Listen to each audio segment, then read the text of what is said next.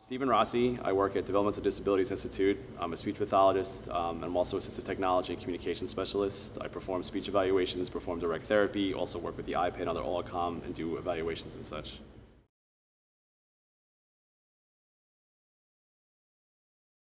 Right now in my department, we use it primarily for therapeutic sessions as well as using it for evaluations. Typically, we use it for some of the different programs that are on it, such as Proloquo to Go, Pictello, comparatives, different kinds of adjectives and verbs. But for the most part, we usually use it for like a speech device in order to be used for individuals to be able to communicate their needs, because many times that they have such significant impairments, they cannot. So with the iPad, it actually makes it a little bit easier for them to have some kind of display to be used, which will then hopefully in turn make the communication status get better.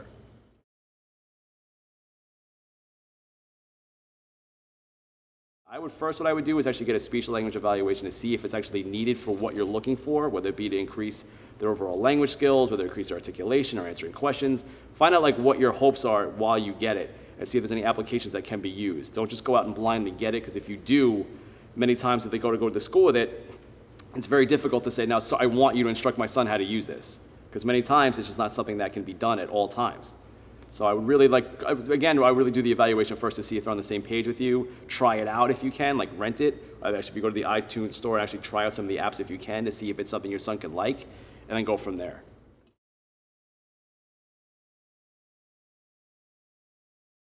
One of the biggest difference between an iPad versus something that Dynavox makes, Saltillo makes, even PRC, is that those devices that they make are specifically and only made for communication. That's it. The software that's on is only one type of software to be used for individuals to be able to communicate their wants and needs.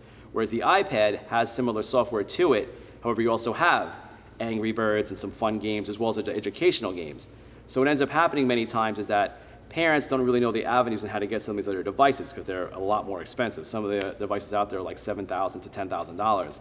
Versus the iPad, if you can get for $500, put the app on it for $2, put a case on it, etc., you're still significantly saving a lot of money. And the government will buy them because they're actually considered durable medical equipment or a speech-generated device. Versus an iPad, it's just something that you could use for fun as well as to be used for communication.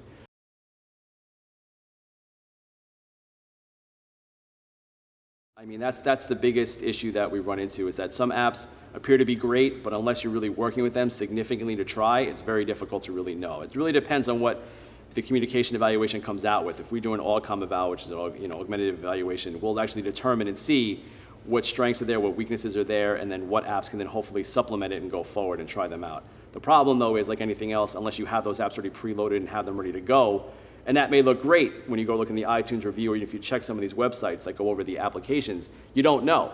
So an app might be $30 that looks great to use, and you're like, oh, this might be perfect for my son, let's go get it. You get it, and then all of a sudden it's garbage. There's no refunds on it. You just spent your money on it.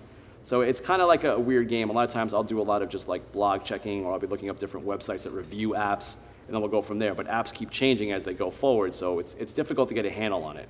But as far as speech pathology ones go, I belong to different groups where we go over them online. We look over ones that we use in therapy, try to see what works and what doesn't.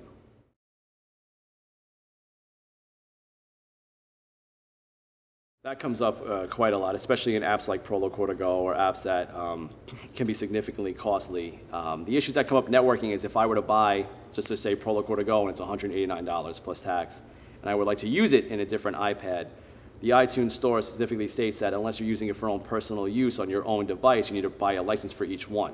So Proloquo to Go actually has it where if you buy, I think it's volume discounting, if you buy 10, you get 10 free. So it does save in that regard. But if you look in an organization like any other ones, which we buy the rules for, if I were to buy one Proloquo to Go to be used at Meadow Glen, let's just say where I'm working, if I want to use it at Lake Avenue, I have to buy it again. And this is what ends up happening more than not, is that parents, if they're doing it for their children, they can put it on multiple ones. But as far as a university or a school goes, you have to buy multiple ones. You have to make separate accounts, and hopefully that way you don't link them by accident and download it.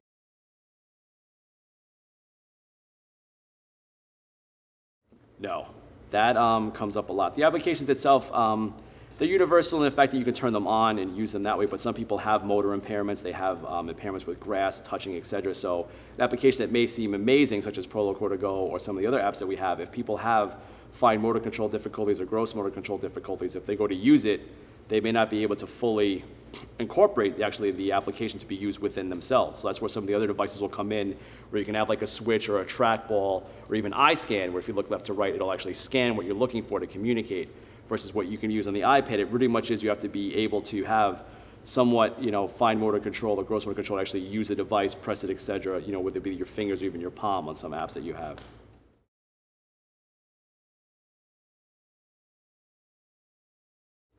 Actually, I've called Apple's customer service a few times when it comes to hardware-related issues. They're excellent. I've had no problems with them. They're usually pretty good. Like we had a couple of problems with syncing up different devices.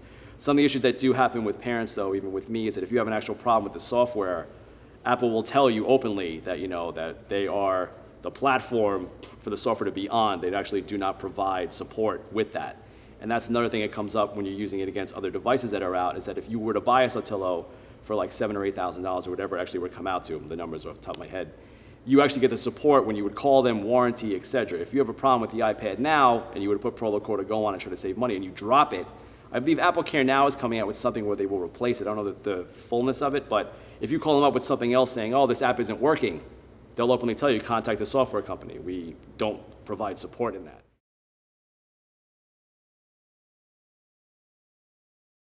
I actually called the Apple Store and said, oh, I was just wondering, do you have this app available? And if you do, can you let me know? Other than that, I'll actually try sometimes to call other places, other people that I know that use them, or I'll even contact some of the groups that I'm in and ask them, have you ever used this? And sometimes that is really just blind luck. I actually will put up, and my boss has been very good with that, by putting in just a request for an application and try it from there. So it really is more like a hit or miss at times, so hope that it's going to work out.